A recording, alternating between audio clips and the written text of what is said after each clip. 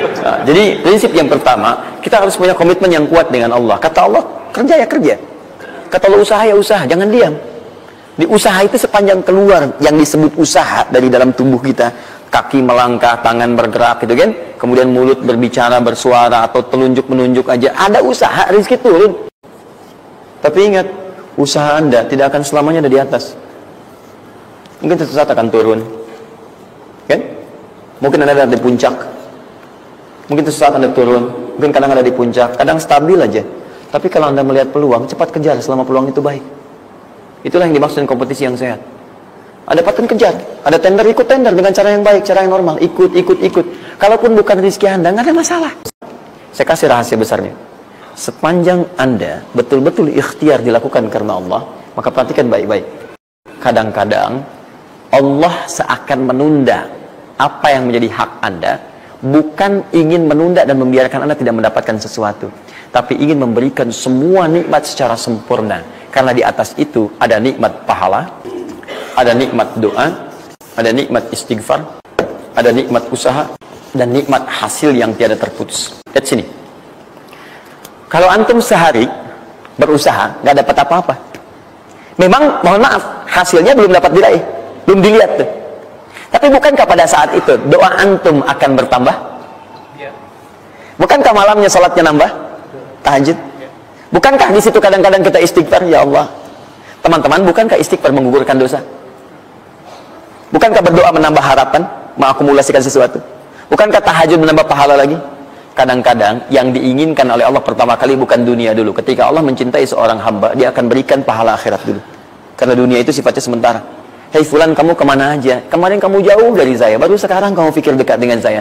Saya nggak pengen kasih dunia dulu, dunia itu kecil. Kalaupun di seekor sayap samuk sebelahnya, sebelah sayap nyamuk ada dunia itu ada nilainya, saya kasih buat kamu deh, nggak ada nilainya. Ya, karena itu saya ingin kamu akhirat sempurna dulu. Saya ampuni dulu dosa-dosa kamu yang kemarin. Begitu sudah diampuni, hari kedua istighfar lagi diampuni, saya kasih pahala yang banyak. Begitu pahala udah dapat, dosa udah diampuni, baru dunia diakumulasikan. Karena hukum dunia itu, kalau antum usaha akan terus diberikan. Jadi nggak ada yang nggak dikasih. Jadi kalau antum sehari bekerja ini, kelihatannya nggak dapat apa-apa, bukan nggak dapat apa-apa, disimpan untuk diakumulasikan. Nanti dosa antum tuh udah hilang, amalan udah banyak, antum dapat banyak. Kadang-kadang nggak sadar kalau saat dapat banyak itu sebetulnya itu hasil usaha antum sebelumnya. Teorinya begitu. Ya, jadi nggak ada yang nggak dapat apa-apa, semua akan dinilai. Sepanjang antum bergerak dikasih, dan antum buktinya hidup juga. Sampai ke hari itu kan masih hidup, bisa makan juga di hari itu, bisa beraktivitas juga, sehat juga dan sebagainya, belum dapat apa. Makanya kata Nabi, yang hari itu ada makanan, dia orang kaya sebetulnya. Kalau besok masih ada lagi, kaya banget. Antum sampai sebulan masih ada cadangan. Ini kenapa kita mesti berkeluh kesah? Dan belum tentu hidup juga sampai besok. Yang tuh mau ngumpulin apa? Nah, maka prinsip yang terbaik adalah ketika antum berikhtiar, ikhtiar usaha yang maksimal. Tapi jangan khawatir kalau antum kerja sehari nggak dapat, 2 hari belum ada usaha. Jangan khawatir teman-teman sekalian. Rumus yang mengatakan semua ketika badan bergerak maka rezeki dituliskan untuk keluar. Tapi kadang-kadang ada yang Allah inginkan lebih besar dari apa yang Anda harapkan.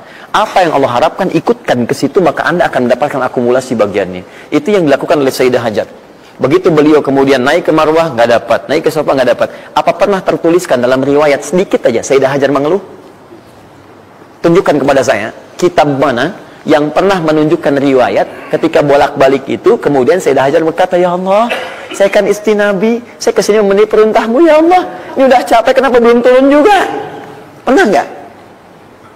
Kedua, ketiga, keempat, kelima, sampai ke yang ketujuh. Begitu sampai di Marwah, baru kemudian diakumulasikanlah itu. Apa yang terjadi? Ibunya yang usaha bolak-balik. Airnya keluar dari mana? Anaknya, kakinya kemudian menghentak lagi. Tiba-tiba keluar air dari situ. Pertanyaan saya, ibu yang lebih tahu di belakang. Kan kalau anak itu sedang haus, pasti tangan kakinya bergerak kan? Kenapa saat pertama disimpan bergerak, airnya keluar? Sudah 7 kali bolak-balik, baru air keluar. Saya akan lihat riwayatnya. Pada hentakan itu, ketika 7 kali ibunya bolak-balik, malaikat mengepakkan sayapnya. Itu yang menghantam air dan keluar air. Malaikat yang ditugaskan Allah memberikan rezeki namanya Mikail. Itu ada di Quran surah kedua ayat ke-98. Ya, man kana aduwwan lillahi wa malaikati wa rusuli wa jibril wa mikail. Mikail. Di antara tugas Mikail oleh Allah ditugaskan untuk memberikan rezeki. Yang paling menarik, perhatikan baik-baik.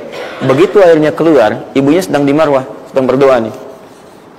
Makanya kalau sa'i, di sofa ngadep ke kiblat berdoa dulu, ke marwah ngadep ke kiblat berdoa dulu. Begitu sedang berdoa, nyampe ke marwah yang ketujuh, anaknya lebih kencang menangisnya. Ibunya mendengar suara nggak biasa, dikejar ke sini. Begitu kejar ada air. Apa kata ibunya? Lihat kalimatnya. Zam, zam, zam, zam. Ibunya tidak mengatakan ijma, ijma, ijma, tapi zam, zam, zam, zam. Zam itu artinya kumpul jangan berhenti, kumpul jangan berhenti, kumpul jangan berhenti. Sampai sekarang air itu tidak pernah berhenti. Perhatikan bagaimana akumulasi pekerjaan seorang ibu yang sangat serius menghasilkan rezeki bukan hanya untuk dirinya, untuk anaknya, cucunya, cicitnya, dan berganti generasi sampai kita sekarang. Kita aja ke zaman Nabi Muhammad, itu teman-teman sudah lewat 15 abad. Nabi Muhammad ke Nabi Ismail 29 generasi. Satu generasi bisa ribuan tahun. Nabi Muhammad ke Nabi Musa aja 2000 tahun, ke Nabi Isa 600 tahun. Sekarang ke Nabi Ismail 29 generasi.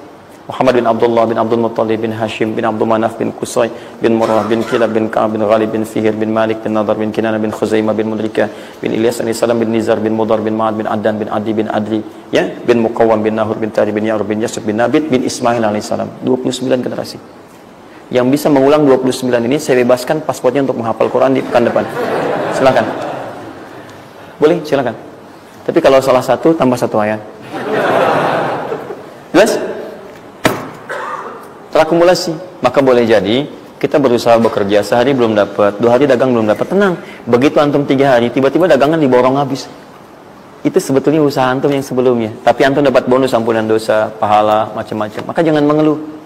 Dan jangan pernah antum sekali-kali, awas ya, awas, mengeluarkan kata-kata yang seakan-akan Allah menghentikan rezeki antum. Maka disitulah kesulitan paling sulit akan antum awali. Ya Allah, apa engkau nggak sayang dengan saya? Saya perlu usaha apa lagi? Kenapa belum diberikan juga?